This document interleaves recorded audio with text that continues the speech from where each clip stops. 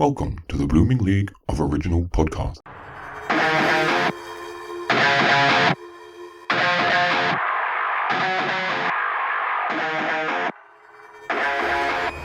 G'day and welcome to an extra lucky edition of Thrush and Treasure, the Torture Chamber musical comedy podcast that stopped Chitty Chitty Bang Bang from being repossessed by King Diamond. And speaking of possessed, I'm Aaron. And I'm joined as usual by the devilishly funny man with a weird thing for flans. Say hi to our American Pie. It's Mr. J-Wags. Fancy meeting you here. How's it going? Hello, how you doing, Aaron? Yeah, I'm great. I'm absolutely fantastic at the moment. So how are you doing? It is so hot in New York City today. We broke 100 for the first time all year, and of course today is an election, so everyone's just going to be in a great mood all day. Oh, well, yes, it's Tuesday there, isn't it? You have your elections on a Tuesday. We have ours on a Saturday, so people can actually vote.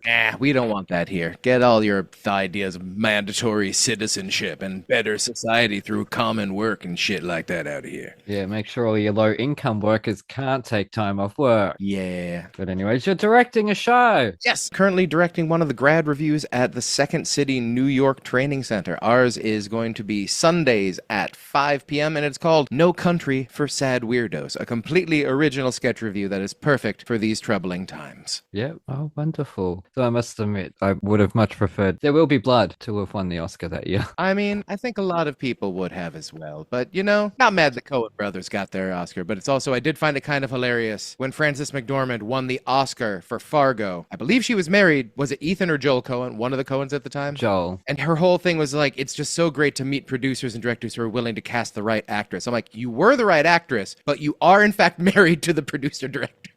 No, but that is awesome about your show. I'll put the link in the description for everyone. But we better jump into it because it's a long intro this week. And like I say, my intros are like my men, hard and stupid. Good. Anyways, guess what? What? We have another drop-dead legendary diva in the courtroom tonight, and this supreme comic has raised the bar so high that it should be illegal. Bloody oath. So don't object as I bring order to the chambers by getting drunk on power, even though Double A-Ron's got a DUI. Don't judge. And testify with conviction about how this arresting artiste has sustained a life sentence in entertainment as evidenced by how she fell on a stand-up career as a stand-up queen, which it's now your honor for you to bear witness as I list off 25 random things. So all rise as I approach the benchmark of comedy and deliberately deliver this all-American woman's true colors and slip on our red shoe diaries to jot across the thin pink line towards the Golden Palace for some green tea with Aquafina. Oops, I'm sorry, Nora from Queens, because you can't ignore all that we love about this queen's hysterical lucky gift, which sweeps us over the moon in a Sharknado 5 created by Hurricane Bianca's gale force winds. Then we end up sexting with a hot daddy gay storyteller on Fire Island, where love is love, pride is an infinity train, the sweethearts can't stop dancing till death do they part, and just for laughs we peel back the foreskin of dictators. My favorite kind of taters. Though just the tip and but where the bears are, I'll sadly never know. No, because nobody knows anything, so don't cry for me, Angie Tina. It's my party, and I'll cry if I want to, and sing the bear song by the waterside, while the doomed generation leads sordid lives thinking they're all about sex, life, and Beth, like those beautiful fashion police of Sex and the City, when really they need an intervention because they've got the sex appeal of life's riddled faith-based miracle workers who preach outside the Hell's Kitchen grocery store or the Cabot College Tavern, as frilly and pink as the day she were born, hoping to move the crowd so the listener will be falling for grace, tooken by the fish power of Jesus, and use their bright outlook as a launch pad like a kite. Hell yeah, ground control to Major Mary, but really they're just hacks who are one missed call short of a conversation, like I am with Joshua Jackson. So now they're faking the funk like the Snake Queens of the Dead do. Doesn't it remind you of something? No? Oh shit, I almost forgot. I'm the one that I want to eat shit and dive into the trip tank and splash a huge Asia adjacent g'day, along with a hey big dog to the masked poodle Cho self, who brings the law and orders SUVs with wheels of gold. Doot doot, then picks up the pound puppies, bubble guppies, rugrats, duckmans, and my puss, my fat pussy, which I call Captain Camel Toe. But you can call me Cat, or Dr. Cat's professional therapist, and I'll see you next Tuesday. Or come with me now as we pick out Dr. Odyssey, Joshua Jackson, Call Me, and beat Bobby Flay in a race towards the Great North, well, San Francisco, where we also face off against the Nanny, Bam Bam Celeste, Dr. Ken, Stevie, Melinda, Anna Nicole, My Little Wayne, Tuka, Birdie, Doogie, Kama Aloha, Mike Tyson, Bill Nye, plus last year's champs, Rick and Steve Sullivan, and Son. But how close is Glenn Close? Probably too far behind to help us welcome to the torture chamber a monster of talk, Cho-dependent ghost whisperer, American myth assassin, and celebrity wife swappee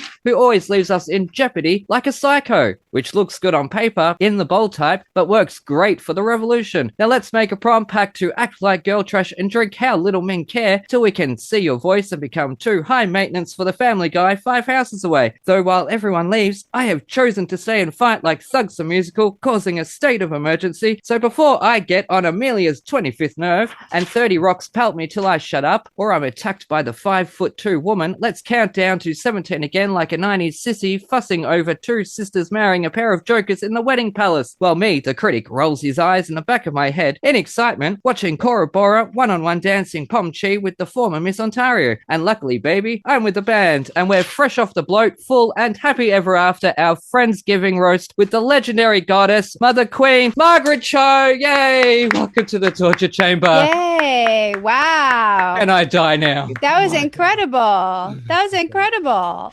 Thank you.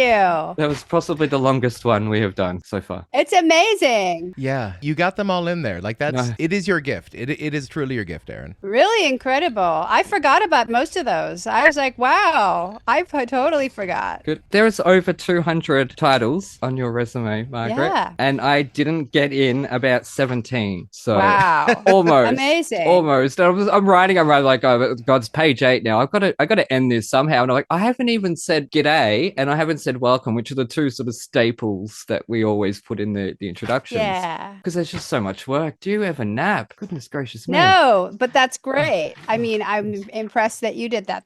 Thank you. Loved it. It's very much the least we can do because we're having people on our show to talk metal and musicals, not just one. Yes. Both. So Yes. it's very much the least we can do. So how are you going? Good. Really good. Yeah. And how's the puppy? Yeah. She's right here. Oh, yay. Oh, it's so adorable. Oh, hello, my friend.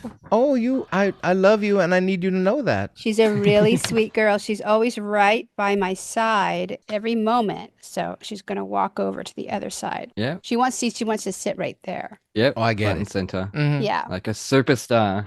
That's awesome. Oh, earned those scritches. I would have my dog here, but she's 30 kilograms and I'm only 45. So you can imagine what that feels like. Cute. That's cute. But I am absolutely jumping with joy to have you join us, especially since you have been on the publicity train, something chronic lately, with your latest album, Lucky Gift. Mm-hmm. Yes. Another great album of Californian jams with a chill yet sometimes humorous vibe. So are we going to get an Aussie tour in the near future, please? I hope so. You know, I would really love to. I haven't been in such a long time. And it's really one of the places that I just absolutely love going. And I've had my best shows there. And, you know, I was supposed to go during the pandemic. That was like one of the tours that was supposed to happen that didn't happen. And then since then, it's just been really kind of crazy. But yeah, I'm definitely due. Yeah, because you were the Grand Marshal of our famous gay and lesbian Mardi Gras parade. Yes, yes, yes. Admittedly, I'm 40 years old and I watched for the first time this year. Wow. I know. Wow. I've been,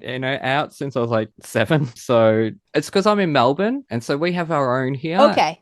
And so it's Right. Sydney. We have the rivalry is real here. I can tell you that. So It is very big. Like Mardi Gras is so huge in a global way. Like, so people are coming not just from Australia, but they're coming from all over the world. It's a really special event. So yeah, I think of it more as a global event than I actually do an Australian event because it's so massive. I've never actually been to Melbourne Pride. oh, haven't you? I Oh, haven't. there you go. We've got Midsummer. Yeah, which I need to do because Melbourne as a city is more gay than Sydney. Mm-hmm. Block for block, street for street, more gay, I believe. I would just love to know the sociological website you get that information from. It's like, let me figure out exactly how gay New South Wales is as opposed to different parts. Have you seen what I'm wearing? Yeah. Well, Yes.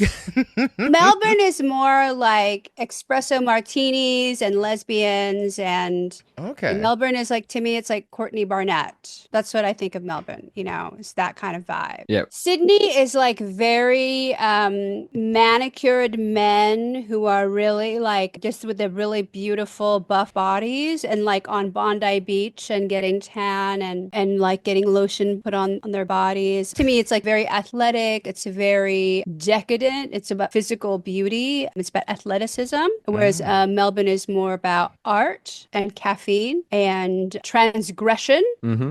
And politics. That's just my outsider's view. Yeah, no, that's spot on. You can't throw a rock in Melbourne without hitting a busker, basically. Well, you used to. You used to. I don't know what it's like now because people.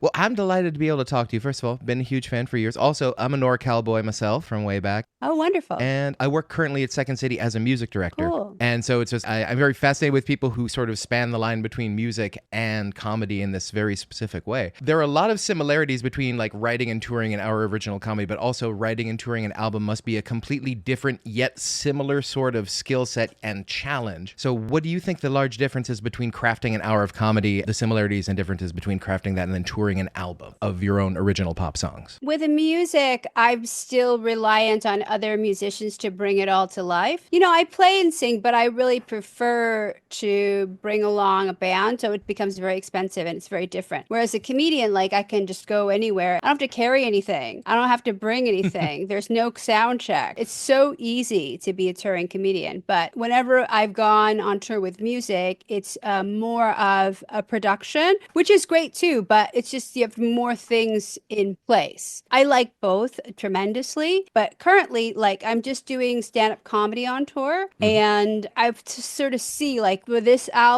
past album, some of the production was a little bit higher, so I would need a bigger band if I went on tour. So that's something that I have in mind. Yeah, I did notice that the production of the album because I listened to all 3 music albums. Oh, wonderful! Just to see that progression. Yeah. And I noticed that, and I just more of an observation. The first one was very much comedy based, whereas the second 2 you have found your feet in terms of being that. I don't want to say serious musician because I know that's insulting, but in terms of the difference between a comedy musician and a musician is what I'm saying. It is a compliment what I'm saying, but I feel like I've got my foot firmly in my mouth. I know. I feel it. But yes. No, I agree. It was felt in the music. It really was. So Thank you.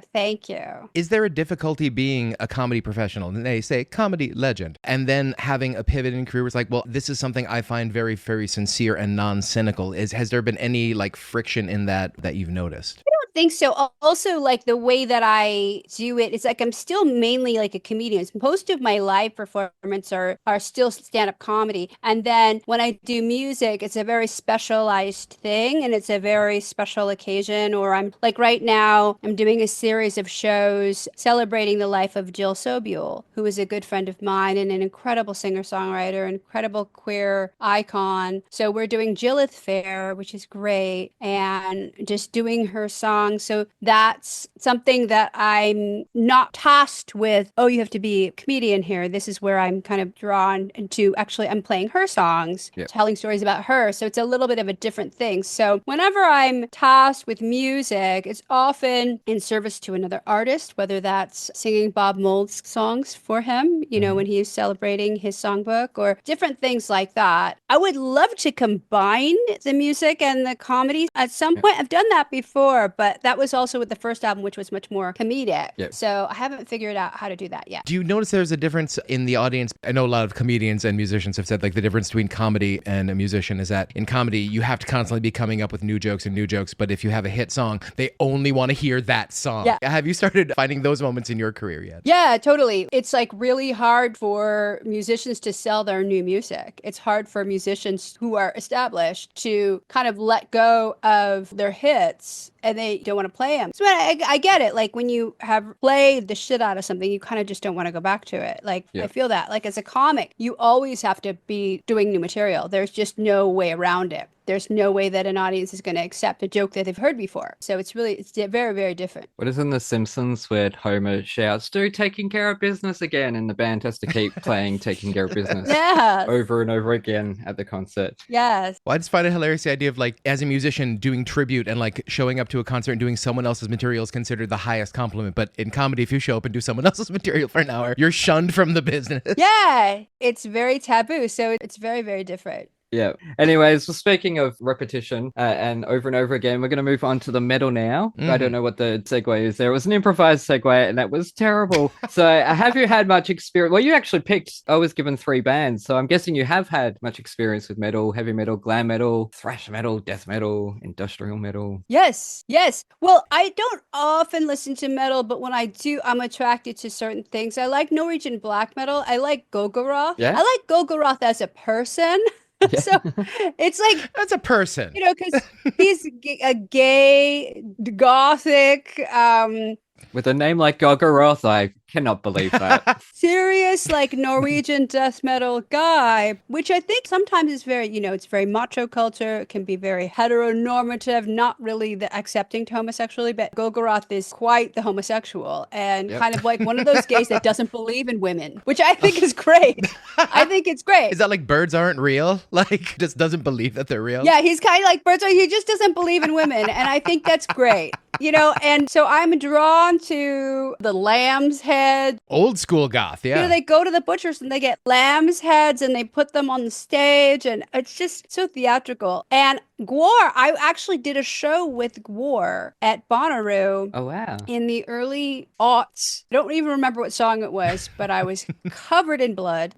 It was very hot. So it was like, it's like 100 degrees and humid. And they were all in their suits, those giant suits. And so they were eating Altoids by the can because it was keeping themselves cool inside of those heavy suits. So you were going to their tent and it was a cloud of mint emanating. They're such a physically large band when they all have their equipment on, their outfits. But yeah, it was very spectacular. Wow. Now, just sort of thrown in there, Gogoroth not believing in women, he must be a member of the Flat Chest Society. And I'm going to get in a lot of trouble for that one. Like the Flat Earth Society, people who believe in... Totally. Oh, okay. Jumped on it. Okay. That's true.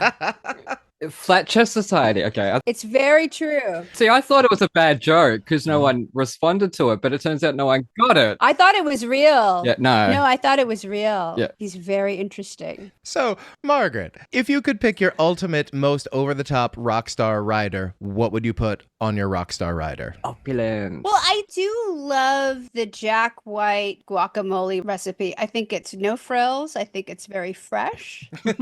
All the riders are about is the artist wants to know that you're paying attention to the things that they need. So, when it gets lavish, also it doesn't make sense because the artist is paying for it. The venue is not paying for it. The promoter's not paying for it. It's you. It comes out of your pocket. I never knew that. Yeah. Wow. You would just get paid more money if they spent less on their rider. Yeah. So mine is very bare bones. I think mine is just like maybe a fruit plate and some sparkling water at that. I think I have a Coke Zero on there too. But in general, there's not much. Yeah, but if you could go all out.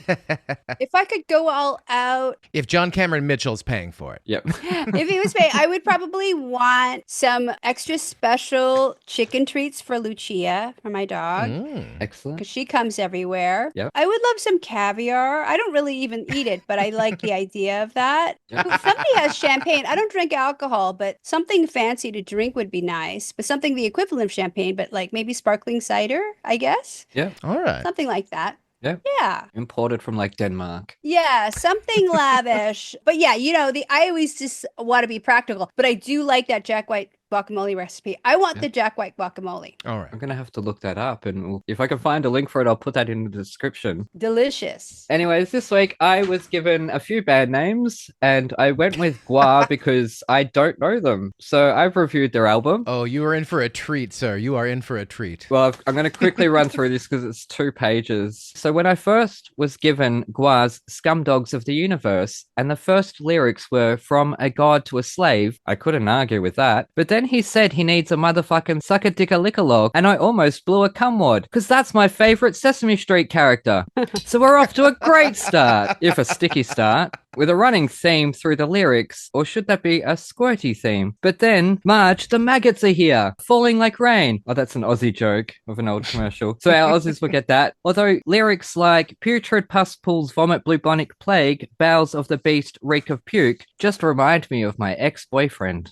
The music is hard and punchy with an underlying stupidity, again reminding me of my ex. Though at 4 minutes long with a repetitive chorus, I wish it would stop maggoting if I had a nickel. The music and lyrics throughout are somewhat shameless, utterly dirty, and filled with twisted notions and ideas that are simply not fit for human consumption. 4 stars. I fucking loved it. It loses a star because my family or neighbors don't need to hear me blasting semen all over my speakers, because that was quite awkward.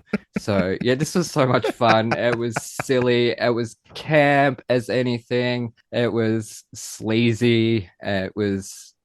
If I had one criticism, it was very wordy. Yeah, it's more melodic than I thought. Like, it bounces around. They're like really using weird time signatures. They'll like start with one tempo and then go with another tempo and then come back. So the songs are constructed like suites as opposed to like a regular pop song. It's like really complicated the way they go in these weird tangents within the song. Then you're like, is this the same song? Oh, I guess so, because you're coming back to Sexopolis or something. You know, it's like, yeah. I see. And it's very theatrical. Mm-hmm. You miss out by not being there live. Like, so much of it is the live presence of them doing it. And then they have all sorts of effects like squirting blood on things and smoke coming out. And so their live show is, having seen them live, having been with them live, I miss that element. Yeah, that was my thing, is that it sort of felt like an original cast recording of a show I hadn't quite been to, because I was just always sort of, when I was old enough to go to concerts and GWAR was coming through, people are like, oh, if you go, make sure to not wear anything you ever plan on wearing anywhere ever again. Yeah. And so I was having my Beavis and Butthead face, so like that was enough. That's scratched the GWAR itch. But I have to respect people who put on 70 pounds of rubber and jam the fuck out. Who does that? I love the theatricality of it. I will say, like, not all the songs were my favorite, but I appreciate that they're going for something, that someone had a weird ass vision and was going through it. Because like these songs, I would have to be put in the correct context. And the context is like, let's get 1,000 people in a room all getting this energy together, and that's sort of the vibe. The performance is the point. Yep. I don't know if I'd want to like put this on like and like put the top down and like go down cruising. That feels like that would take me into a different vibe. But if this is what you are going for, there is none better. This is the soundtrack to that. Right. Yeah. Yeah, I love that they take it all the way, like even in death. So Dave, the lead singer, Odorous Ungerus, when he passed away, his funeral featured his body in a canoe that was pushed off the shore, and then they shot it with a flaming arrow so that it would go on fire. A funeral pyre. Yeah, the funeral pyre, like a proper Viking send-off to Valhalla. So it's not just a band, it's like not only a lifestyle, it's a death style. Like, it's a very complete, like, they do it all the way. I don't know of any other band. Well, maybe Kiss has that coffin, but I don't know anybody else who does it all the way like that. G.G. Allen did. Oh, GGL, yes. Yeah, he did. Yeah. Once upon a time. Yeah, that's another example of a show that you don't want to wear anything that you like. No. But also, like, GWAR was fake bodily fluids, yes? Yes. Yeah, GWAR is all, it's just like fake blood. It's not real blood. I mean, I would have loved to see G.G. Allen. I never got the opportunity, but I think I probably wouldn't have loved it if I was there. Yeah. Yes. Agreed. Because I do have one of his albums. Yeah. Ashamedly so. Yeah. I mean, I actually find him really fascinating as an artist as well. I have a permanent free entry at this place called the Museum of Death in Los Angeles, and it has a giant G.G. Allen exhibit with all sorts of artwork and photographs of him and artifacts. And one night I was there many years ago, and a woman tried to steal one of the artifacts off of the wall, and she took it off the wall and she shoved it in her skirt and ran out. And I ran out after her, and I told them they caught her and brought it back. Oh, wow. So I'm permanently applauded every time I go in, and I can go there anytime. Oh, wow. So I feel very close to, I feel like I've helped to G.G. Allen's legacy. Yep. Although to steal it is a very G.G. Allen thing to do as well. Yeah, that's what I'm thinking of. Like, you did do the right thing, but G.G. Allen would be like, fuck yeah. Yeah, I think he would have approved of the person stealing, but unfortunately that would take away from other people wanting to see all of the markers and relics of his legacy. But yeah, I think GWAR is still going. GWAR is actually beyond death. I think they have a new singer. I don't know if it's Adam Lambert or I don't know who's doing it now. Who's taking over? Paul Rogers. Adam Lambert's doing Cabaret last I saw. Yeah. Who's taking over now? We're not sure, but I'm sure they're doing a great job. Yeah, no, I did love this. I thought the use of Locrian mode was fascinating in the song Sick of You. No fucking clue what you're talking about. I love the parallels though, because we had the dogs, obviously, which is in the musical. There's a theme there. And the parallels of last week, the theme was kings and queens, because we had the costume designer from Priscilla, Queen of the Desert, Tim Chappell on.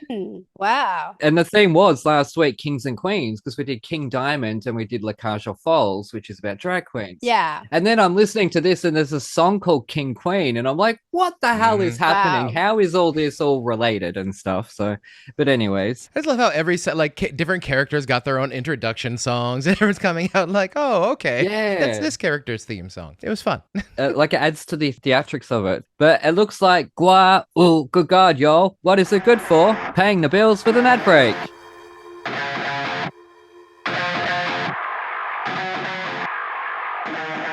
Hello there, my name is Caroline Sheen, and I've just started an exciting new podcast called Talk Musicals to Me, where I'll be sitting down with some of the biggest names and industry players in musical theatre, including Olivier and Tony Award winners, West End and Broadway icons, and celebrated composers, as they discuss the musicals that have resonated most with them, both professionally and personally, sharing their most cherished musical memories.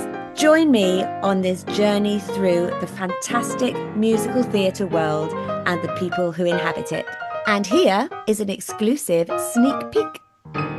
Our guest today is the incredible Adam Gettle, Tony Award-winning composer lyricist of wonderful musicals, The Light in the Piazza, Floyd Collins, Myths and Hymns, and last year, Days of Wine and Roses.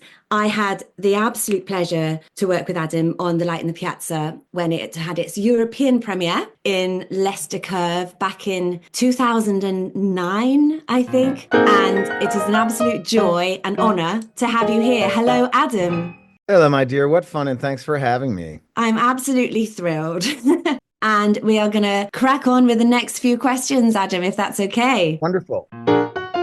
Which musical do you think should be compulsory in schools for kids to take part in, and in whatever capacity, not necessarily on stage? I would avoid anything compulsory when it comes to the art form that you and I love, because that's a sure way to at least postpone a person's loving it, you know. That's true. That's true.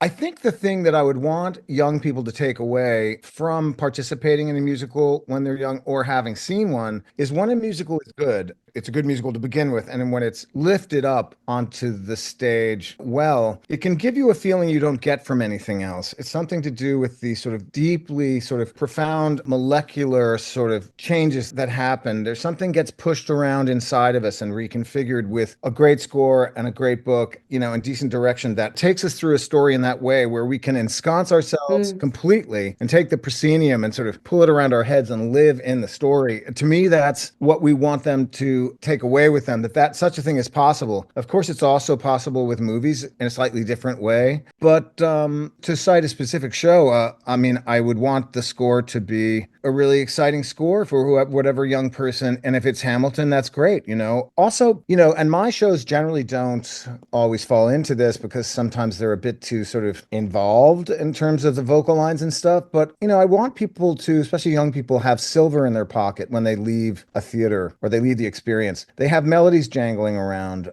lines that have always struck them very personally, that they've kept with them, you know, like in a locket, you know. This will lead on to this next question, actually.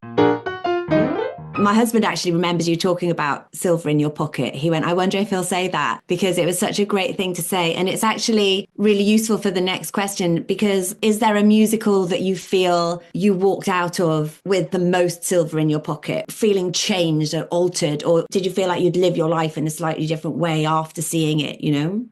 Oh, well, certainly Sweeney Todd. And I was 14, so I was already like nearly analyzing stuff. And the silver I had was not just that momentous and unforgettable score, but also the milieu, the vocabulary physically that Hal came up with his wonderful designer, but also just the way that the form was used, using music to really delineate character and push the story forward. So that would be a huge one. But well before that, Turn of the Screw by Britten, really moved by. I was in that, and it's hard for me to choose, what's the most silver in the pocket. But I have so much from Fiddler and so much from West Side and shows that are less known. I just we just carried around. We have our sort of unnamed kind of tacit Rolodex, in our minds and in our hearts, and also the ache in our heart and in our throat to do well in the form, to use it at that level, to get to that level with it, and that's also a kind of it's an energy cell. Yeah, you talk about Fiddler there. I think that the opening number of that show is utterly brilliant. And the way it introduces character, culture, religion, tradition. Absolutely, 100%. And even before the opening number, I think it's Joe Stein. Is that who? Mm-hmm. I think so. But anyway, the very first monologue, which begins the show before the number. Yes. It's one of the best things ever written in the theater because it perfectly lifts the story up for us to participate in. It's a fabulous sort of spiritual roadmap as well as narrative. I love that. So the silver in your pocket coming out, especially with ticket prices these days. If you come out with something that you've learned along the way, some kind of bonus. You gotta come out with something. Exactly.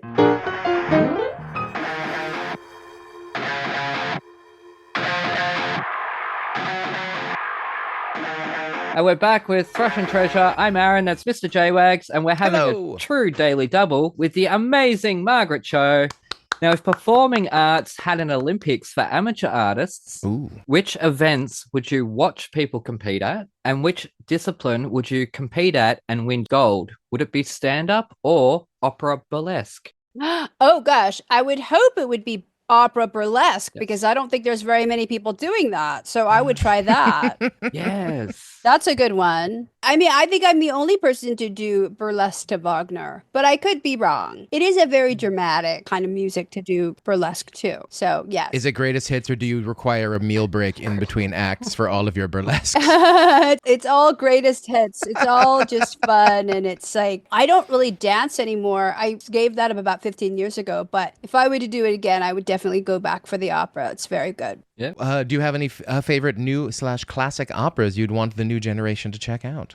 I don't know. I wonder what's good. What's good going in opera? I'm a little bit late now off. I haven't been listening to it very much. And what's even The Philip Glass Akhenaten. Okay. The Philip Glass Akhenaten just hit New York. Ooh, Cavalier and Clay the book is now Cavalier and Clay the opera, and that's opening at the Met in September. Oh, incredible. So I can't wait to hear about that. That's incredible. Now, who would be in your dream lineup for a comedy/music festival where every performer had to perform one set of each? Oh. And what would the festival be called? Well, I think I would love to see, Mae Martin. Their album is great, and that's out now. And I love their comedy, and then I love their music. Also, JT Firstman just put out a record called I Want to See My Friend's Dicks, which is really so good. And it's all different genres. Like there's a part where he goes into a sort of Michael Bublé thing where he goes, I put a penny in my pussy, which is like really very, very Michael Bublé. It's so funny because he's got a very rich, sonorous, like Harry Connick Jr. kind of voice. Yeah. So I love him. I always love doing music with Neil Hamburger. He's also Australian, which is, people don't know that about him, but he and I have done songs together too, as well. We've covered Charles Aznavour together, and he's really special. As Tim Heidecker, that would be another great music and comedy show. He's a really special one. So there's a lot of great comics that are doing music now. Yep. And what would you call the festival? I would call it not Gigi Allen or GWAR, but still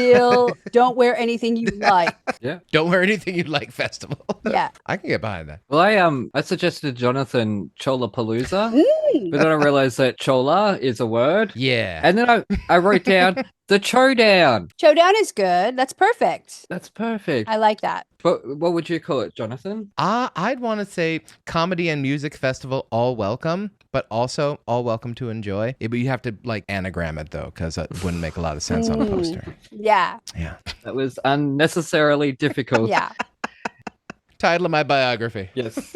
When I was listening to your most recent album, Lucky Gift, I got a lot of 90s feelings off it, but I also got a lot of like Bowie feel. Oh, thank you. And I also got like a lot of like Hedwig and the Angry Inch vibe off of it. Oh, thank you. I mean, that's just what I was getting off the listens. That's wonderful. And yeah, I was wondering if that was a thing that like if you were a Bowie fan, if you were a big fan of the genderqueer 70s rock moments. Yes. I'm a huge Bowie fan. You know, I think of anybody, he was probably the most influential of music, of rock and roll, of queerness, of everything. Like Of life and death. of life and death. Like nothing's been right since he's died. And I think that about Prince as well. But really about Bowie, I loved him. I was lucky enough to know him. And he was a really kind and beautiful man, just like you think he's going to be. Oh, good. Really amazing guy. And then, of course, Hedwig. I had a show that was a block away from Hedwig in New York, and my show would end at their act break. So that I would go at their interval and watch the end of Hedwig every night as kind of my nightcap. And so I watched the end of Hedwig. That sounds amazing. It was great. I've only seen the first part once, and I've seen the second act about 500 or 600 times. So it's really funny. So you know Midnight Radio backwards and forwards at this point. Yes,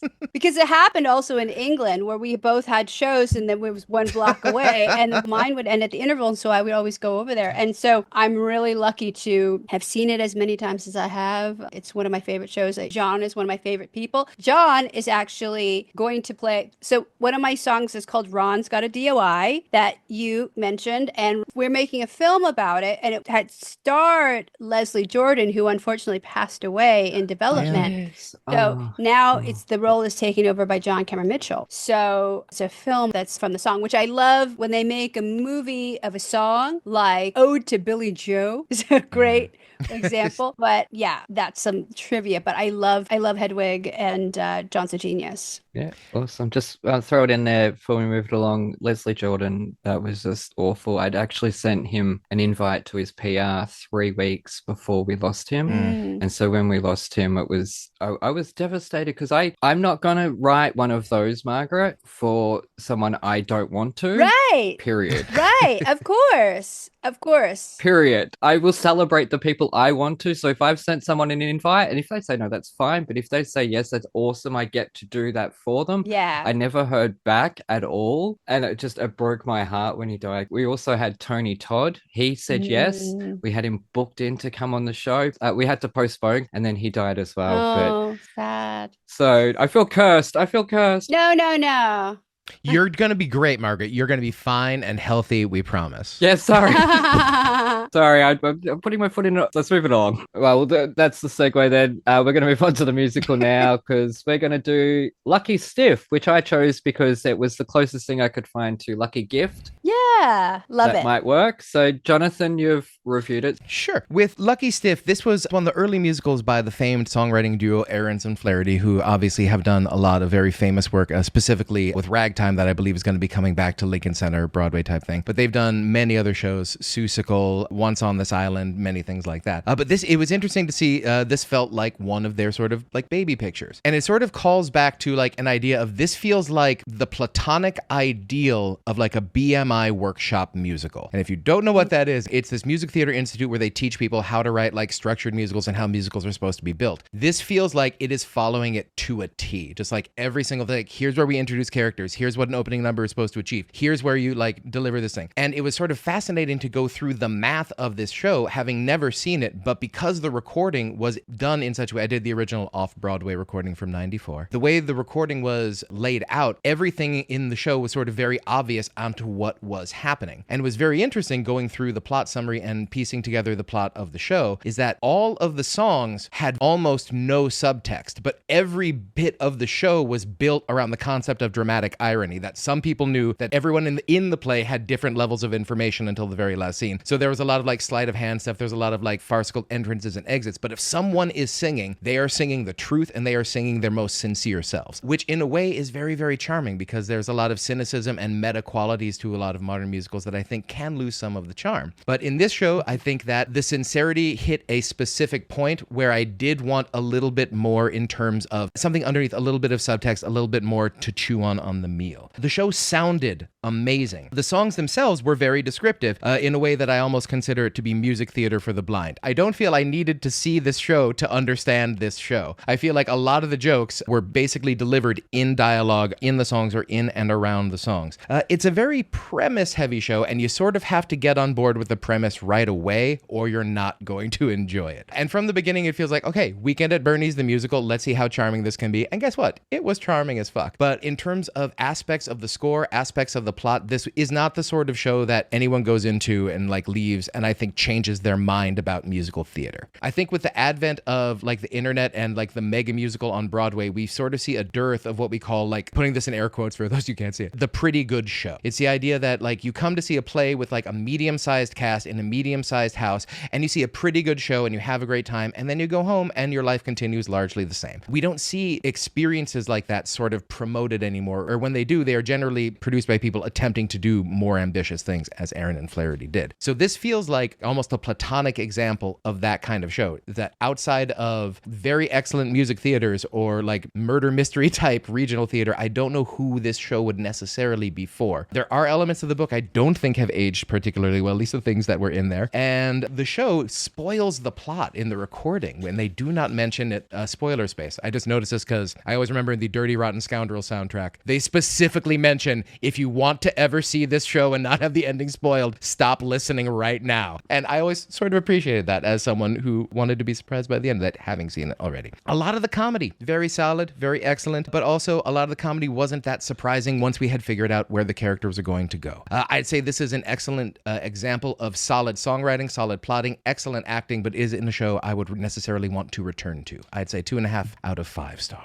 Ah, okay. I'm a little bit disappointed there. I have 2 words written down. Mary Testa, my queen. Mary Testa, yes.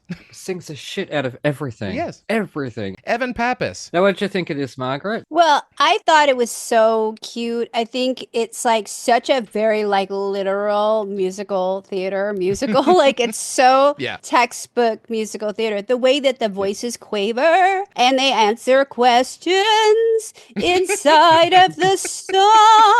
You know, it's so charming that it is like a 90s musical theater. It's kind of like before Rent. I think before Rent and after Rent, you could see a real marked change in the way that musical theater is written and sung. After Rent, you had to apply yourself a lot harder. So this is like so much lighter version of what we sort of think of a classic musical. And I really fell in love with the dog. Oh, you could all use a dog song. Yeah. Everybody, like, I really felt like that was a really great song.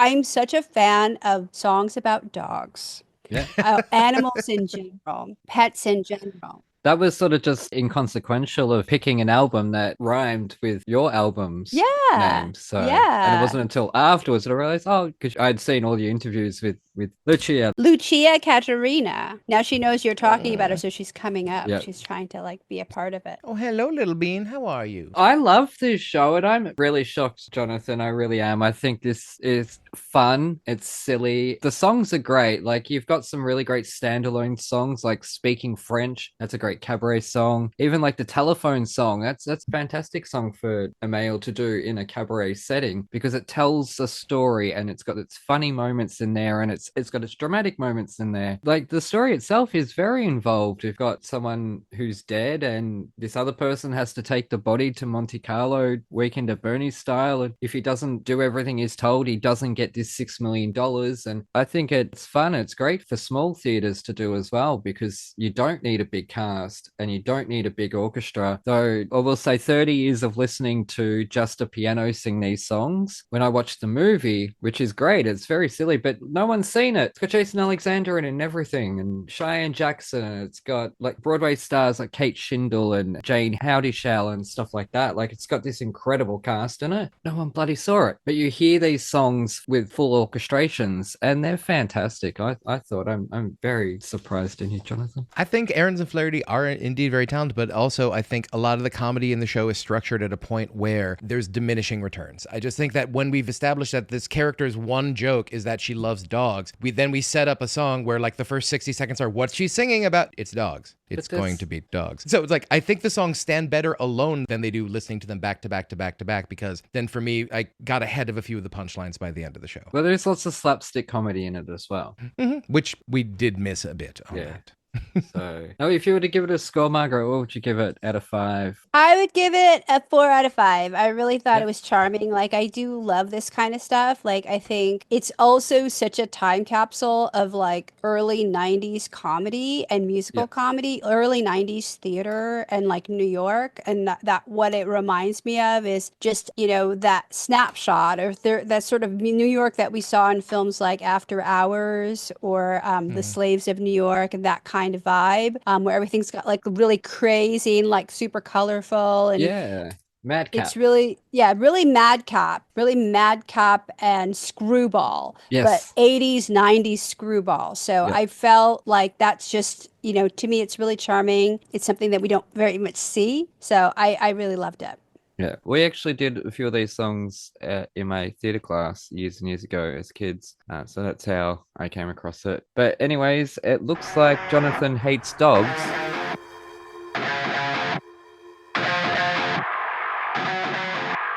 Another podcast on the Bloop Network is Around the World in 80 Plays with West End theatre stars Lizzie B and Alfie Parker. We join them on the road as they tour the country with Dolly the dog, performing in shows and exploring the local arts and culture, and of course the theatres on the way. And here is a sneak peek.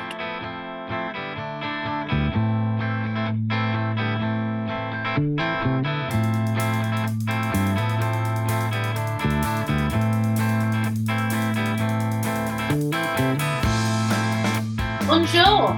It's time to go around the world in 80 plays. I'm Lizzie B. And I'm Alfie Parker. And we're joined, as always, by our doggy diva, co-host, travel buddy, and fur baby, Dolly! So, what did Dolly do? This week, there is no What Did Dolly Do section, is there, Alfie, which is normally your segment. It is normally my segment, but it's not there. But it's for an exciting reason, because this week we have picked up a hitchhiker. She is a bright light of the West End stage who has been seen in The Beautiful Game, one of our favourite musicals ever, Young Frankenstein, which also we both loved, Only Fools and Horses, which is an absolute bucket list show of mine. Wicked. I've never heard of that one. Have you heard of Wicked? Is that new? I don't know. Must be new writing. The 39 Steps, Taboo, and more, including her recent stint as the Wicked Witch in The Wizard of Oz at the London Palladium. Have you heard of The Wizard of Oz? Is that also new? I don't. But today, she's conjuring up some wickedly funny little stories from her adventures in the national tours of Bedknobs and Broomsticks, Beauty and the Beast, and she was also perfect in Cats. I wish I could roll my R's. That would have been way better, wouldn't it? That was very disappointing. Perfect. That was much more. It's sort of Halloween-y, so it's fine. Anyway, luckily, tonight's the night we get a masterclass from this Cinderella because, mamma mia, it's Diane Pilkington. Hello, Diane. How are you? I'm good. That was fantastic. Amazing. I feel like some of the delivery was definitely questionable, but I gave it my all. I did it with gumption, which is all we can ask. It was perfect. Perfect. See, you can do it. Neither of us can roll our R's. Perfect. So, Diane. Yes. What has life been like since you returned from Oz? It has been life. I mean, to be honest, it was a pretty big, should I say whirlwind? Is that cheesy? It was. I mean, it was crazy schedule, amazing people, amazing job. I absolutely loved it. But I was so broken by the end of it, like more broken than having been on tour. I can't even explain why. I was on stage for about 17 minutes, but I think being evil is really, really hard work. So I've just been, well, not just been, I have been being a mummy, and my little boy's just gone into year 6. He's really, I think kids really need to support this year. So I've been doing that. And going and seeing shows. Been all the things we can never do when we're working. Yeah. Pretty much, yeah. And I've been relying on the good grace of friends and ex-colleagues for getting me in to see shows, because obviously the other thing we can't do when we're not working is afford to do shows as well.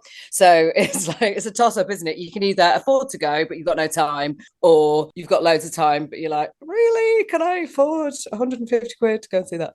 Have you seen anything amazing recently? Yeah. Oh my God. I mean, I went to see The Little Big Things. That was amazing. I went to see Diversity last night. I went to watch the lovely Ashley Banjo in Diversity at Aylesbury. And oh my God, that was brilliant. It was brilliant. And tonight we're going to go and watch Jersey in Sunset Boulevard. Come on. This is what I'm so excited for. I have a ticket for a couple of weeks' time. I'm literally so excited. Me too. I actually I texted Caroline Sheen this morning going, the day is here.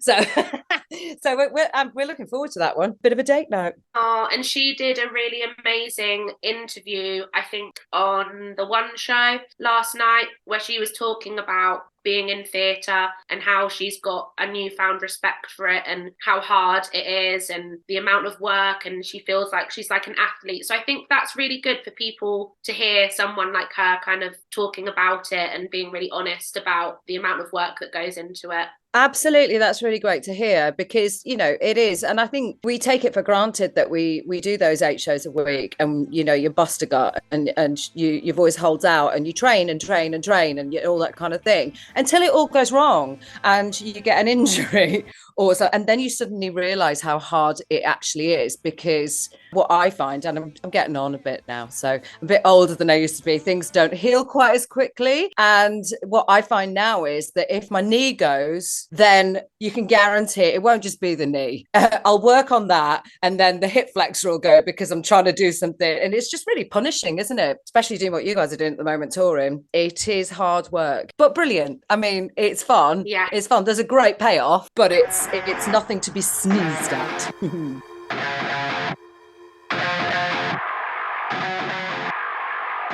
Anyways, we're back with Thresh and Treasure. I'm Aaron, that's Mr. JWX. Hello. So we're with the notorious CHO, Margaret Cho.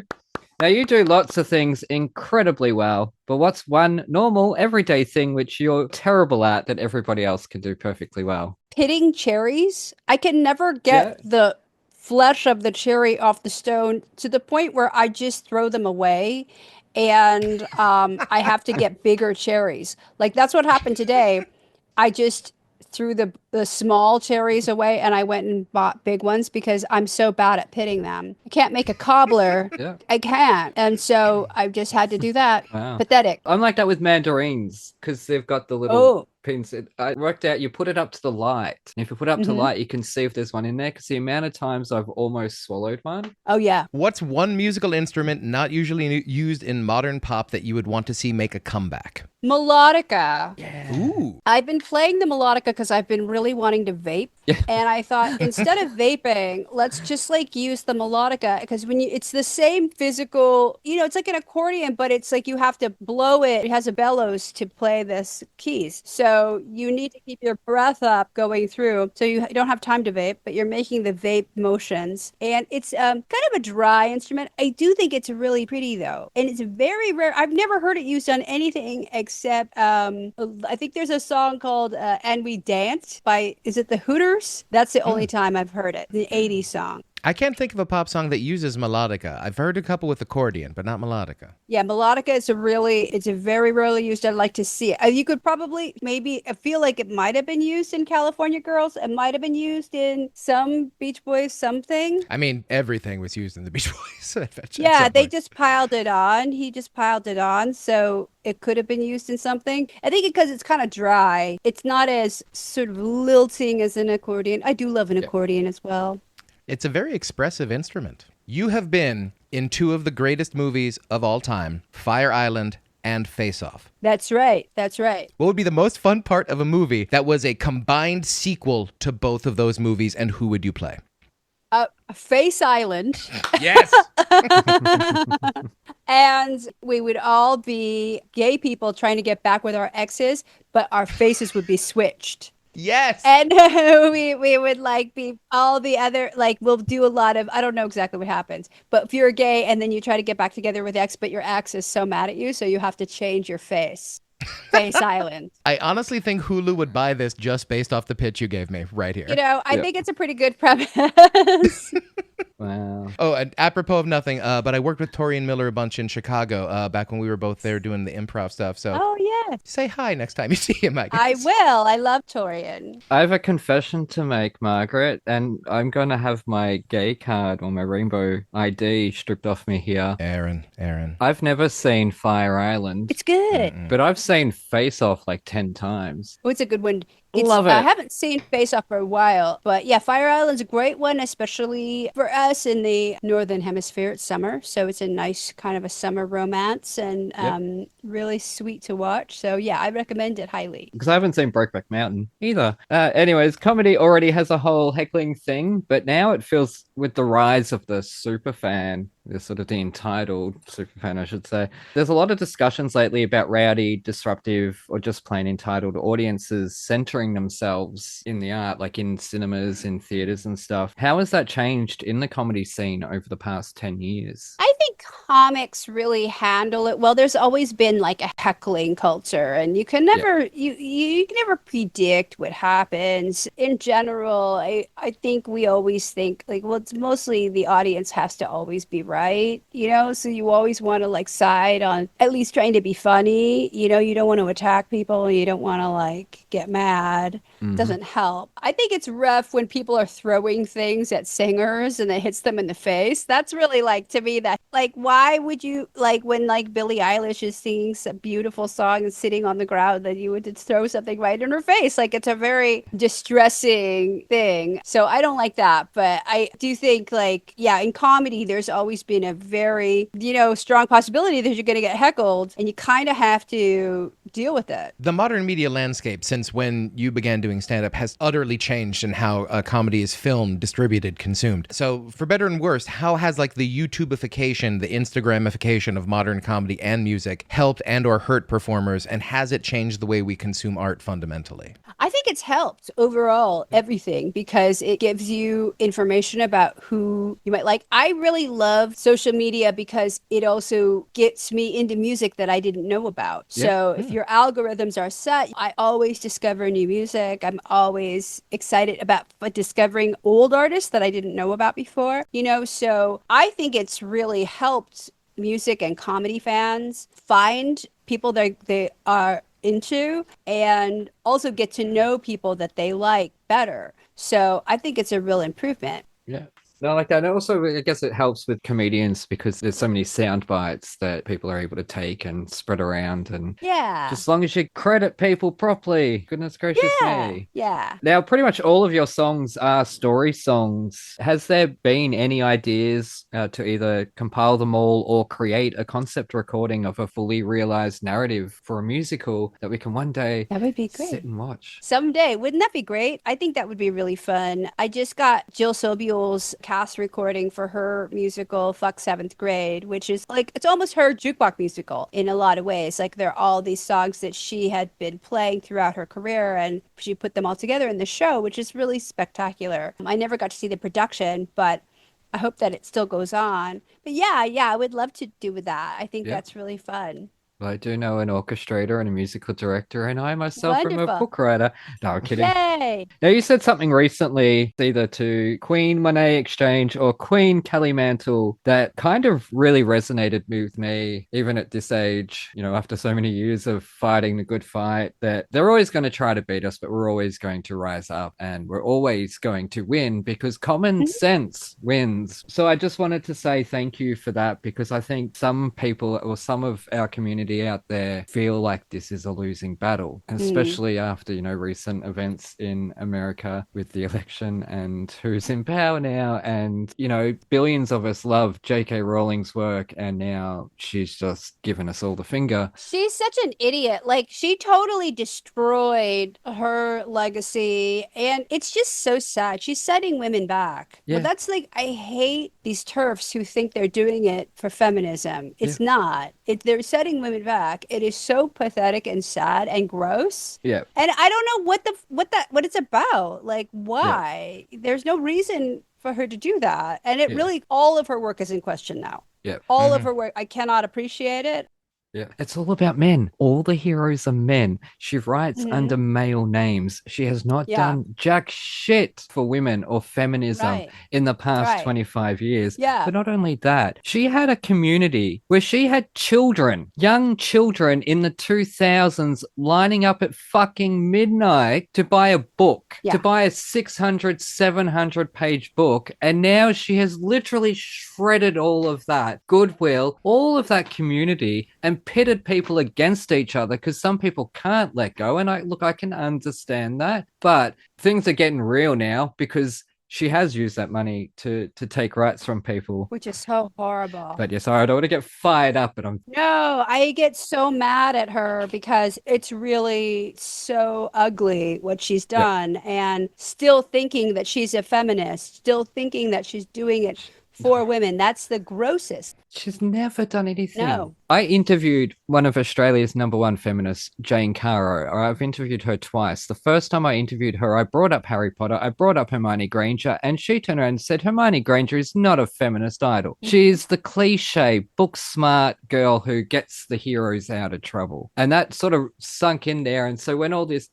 came out, I was not surprised. She publishes under J.K. Rowling so that we all bought the books thinking it was a male that wrote them. That was the reason why. She doesn't have a middle name. Kathleen is from her grandmother or something. She publishes under Robert Galbraith or whatever the frickin' name is. But yes, anyway, so I'm going to get fired up. But we're on the last question and we are on time. So Jonathan, throw it in there and we will finish up. When was the last time you built something out of Lego? Oh, gosh. I think it's been 45 years, something like that. I think I haven't since I was a really young child. Oh my God, Margaret. I used to eat them. I used to swallow them.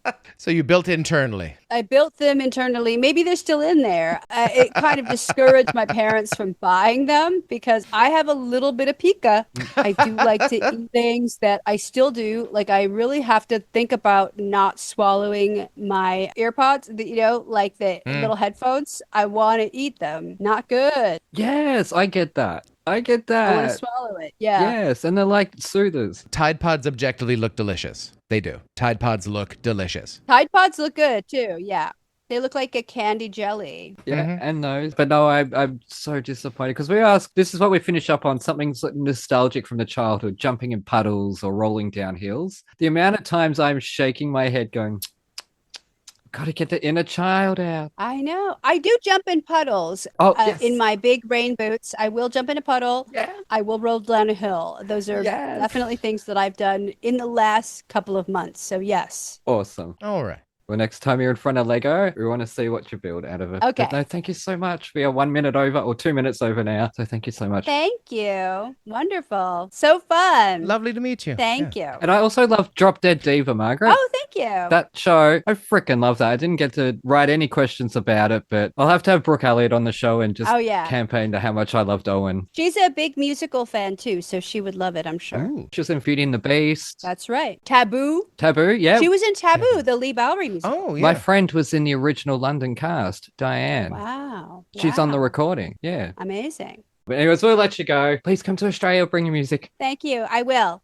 Anyways, a huge thank you to Margaret for joining us. It was, oh my God, such a thrill. It really was such a highlight of doing this show. And thank you so much to Ken for your help. Again, truly, it is so appreciated. I hope we did good this time again. Thank you again to Mr. J-Wag for your excellent work. So Margaret has her latest album, Lucky Gift, out, which you can find on all streaming platforms. So I'll put the link to Apple Music below. They seem to pay their artists better than Spotify, I believe. You can also find Margaret on the socials at Margaret Cho, and her website is www.margaretcho.com. Although I'll check that. Look in the description, all the details will be there. You know, I've been editing for days and days on end. I'm at the point now, I just want to get it done and get it posted. So you can find Jonathan at Mr. J-Wags on Instagram and all that jazz, and as well at Second City, New York City. So be sure to get along to that and support his new show. You can buy the Toniston Tales and read the Toniston Tales and comment, like, subscribe on this show. That'll help us. Give us a rating. That'll be awesome. Tell your friends. I guess that's it. So thank you for listening. Look after yourselves, and we shall see you next time. Uru. Lovely to meet you. Lovely to meet you both. Thank you. Bye. Awesome. Bye. Like quicksand!